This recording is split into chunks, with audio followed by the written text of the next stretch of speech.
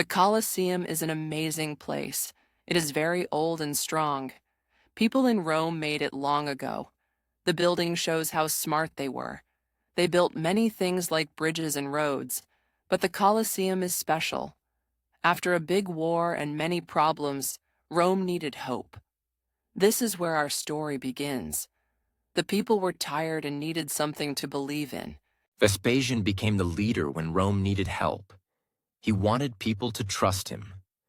Trust is important for any leader. To win their hearts, he needed to do something great. The Colosseum gave hope. It showed Rome was strong again. It was a gift for the people and a sign of new times.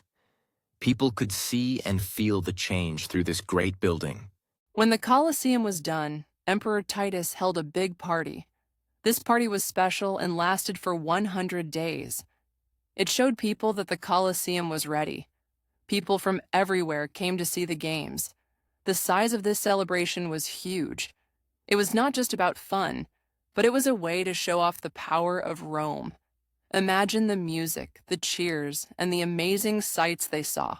Games were very important for the Romans. For them, it was more than just a show.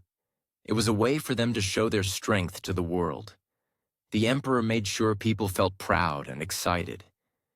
These games were a show of Rome's power, too. They were a reminder of how great the empire was. By watching, people felt a part of something bigger. The events in the Colosseum were full of action. Early games included gladiator fights, wild animal shows, and exciting acts that surprised everyone. People watched with open eyes as every move was made in the arena. These were not just normal shows. They were designed to amaze and entertain. Every time a gladiator fought or an animal ran, it was a moment to remember. This made the Colosseum the center of public life. When the games started, the effect on Roman people was big. They saw the strength and unity of their leaders, and they felt connected. Watching the games made them feel strong and proud of their empire. It was a time when every Roman shared the same excitement and joy. Seeing the games was a part of their lives, a big part of what it meant to be Roman. Don't forget, you can support us by joining and getting transcripts of all the episodes. Imagine standing in the arena. The sun is very hot. Sand sticks to your skin. You are tired and scared. You are not a hero. You are a slave or prisoner. Another man is in front of you. He is also scared. You know only one can leave alive. This is the life of a gladiator, full of fear and danger. Gladiators were not noble fighters. They fought because they were made to entertain people. Gladiators had to train a lot. They went to special schools called ludi. In ludi, they learned to fight. They had to become strong and fast. They also learned to use different weapons. But no matter how good they were, their life was not safe. People and the emperor decided if they lived or died. Their lives could change with just a hand signal. This made their world very uncertain and scary. Each fight was very hard and risky. Gladiators fought not just for survival, but to impress the audience.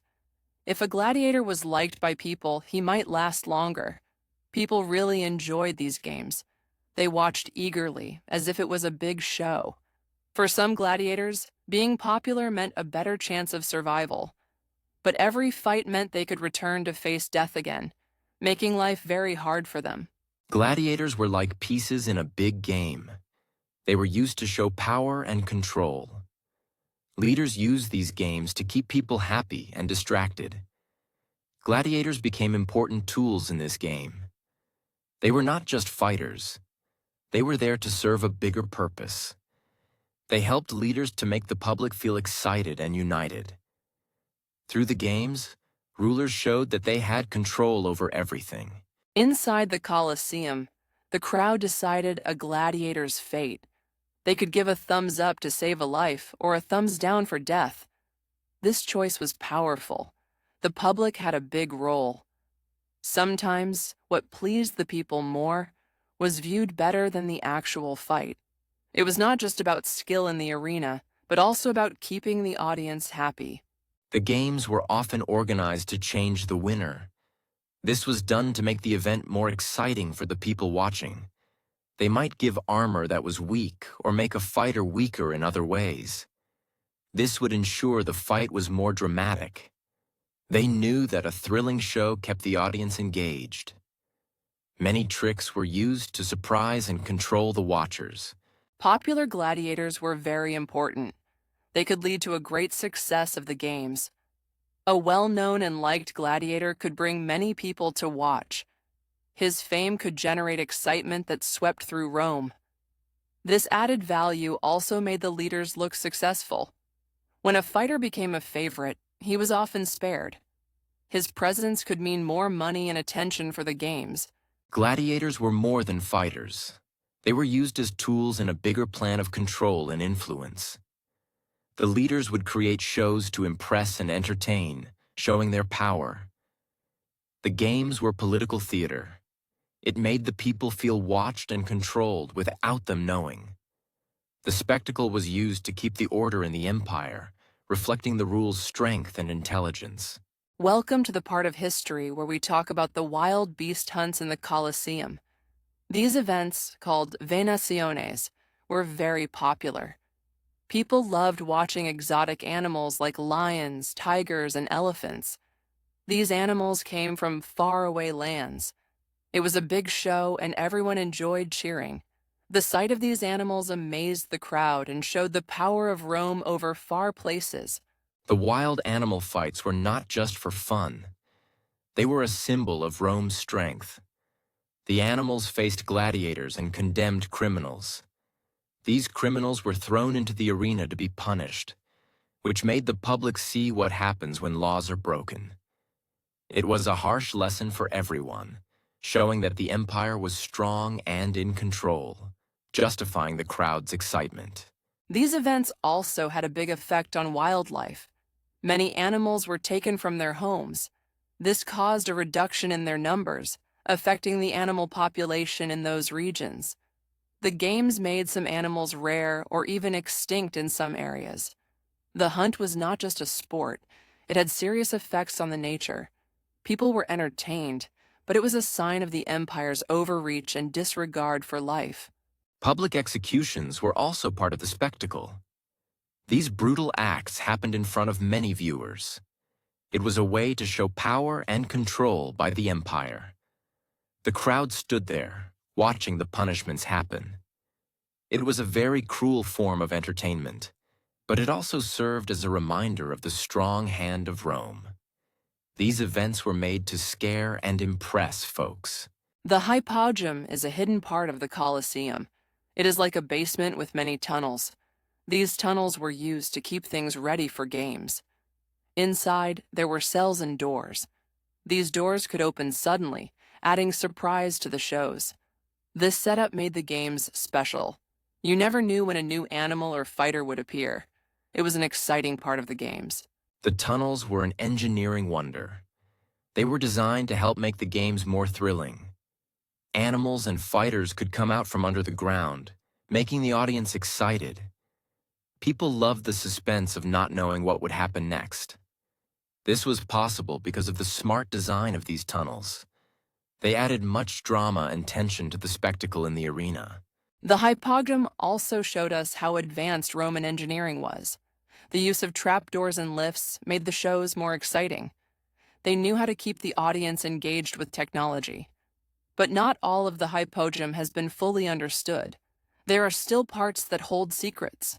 Each discovery teaches us more about how they managed such events long ago. The use of the hypogum made the whole Colosseum experience unique. It was not just about what happened in the open. The mystery underneath added more excitement.